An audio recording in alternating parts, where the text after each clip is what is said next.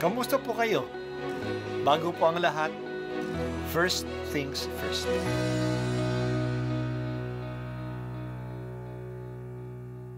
Good morning po.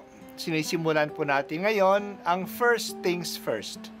At dito po, tinatalakay natin sa unang bahagi ng umaga natin ay ang first readings na binabasa po sa banal na misa. Ito pong tinatalakay natin kasi madalas po marami na tayong alam tungkol sa gospel readings. Pero konti po ang nagsasalita sa first readings. Pero ang first readings, bahagi din po yan ng Biblia, ng banal na kasulatan.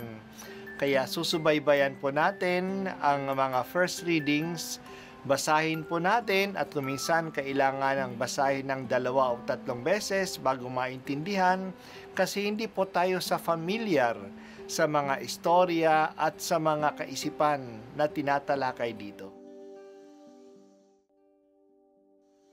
Ang pagbasa mula sa aklat ni Sirach, laging tinatanggap ng Diyos ang nagbabalik loob at inaaliw ang nawawalan ng pag-asa.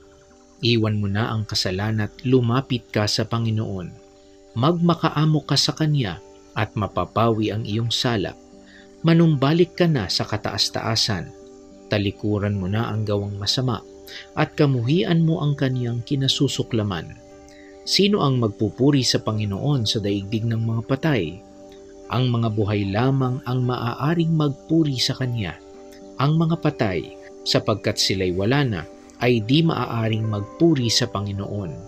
Mga buhay lamang at malulusog ang maaaring magpuri sa Kanya. Kay laki ng pagkahabag ng Panginoon. Anong dali niyang magpatawad sa nagbabalik loob sa Kanya? Ang salita ng Diyos. Salamat sa Diyos. Noong kapanahunan ng lumang tipan, hindi pa laganap ang paniniwala sa kabilang buhay. Noong panahon nga ni Jesus, may ma-influensyang grupo pa, ang grupo ng mga Saduceo, na binubuo ng maraming mga saserdote at mga leaders ng bayan na hindi naniniwala sa muling pagkabuhay. Lumaganap lamang ang paniniwala sa muling pagkabuhay sa mga Kristiyano dahil sa patotoo natin na si Jesus ay muling nabuhay. Kaya may pag-asa tayo na tayo rin ay bubuhayin na muli kasama ni Jesus. Ngayon, kung walang muling pagkabuhay, ang gantimpala at parusa ay mangyayari lang dito sa buhay na ito. Yan yung paniniwala sa lumang tipan. Dito lamang natin sa mundo makikilala ang Diyos at makapagpuri sa Kanya. Kaya nasulat ni Sirach, ang mga patay, sapagkat sila'y wala na, ay di maaaring magpuri sa Diyos. Mga buhay lamang at malulusog ang maaaring magpuri sa Kanya.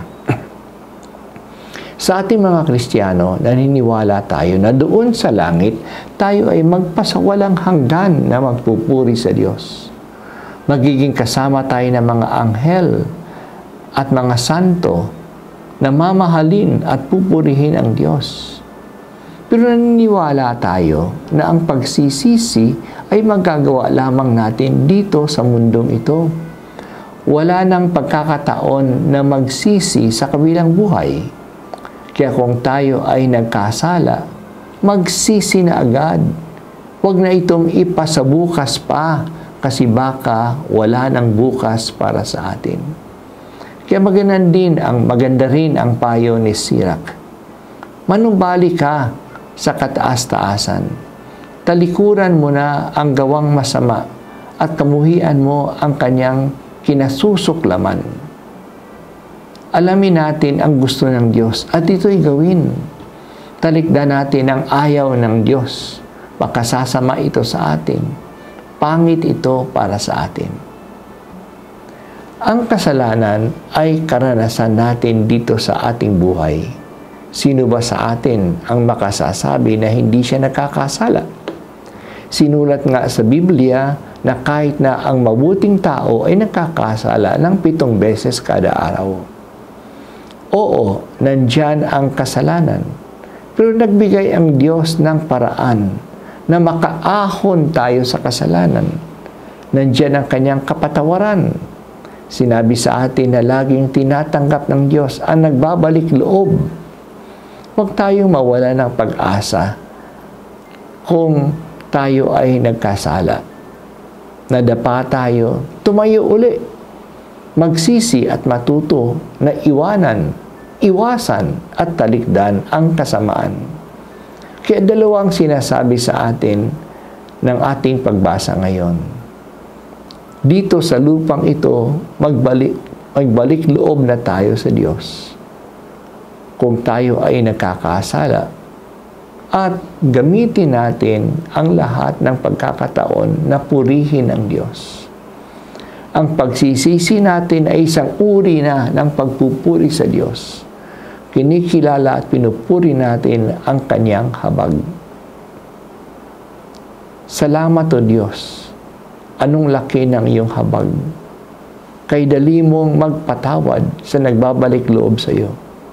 Pinupuri at tinadakila namin ang iyong pagiging maawain.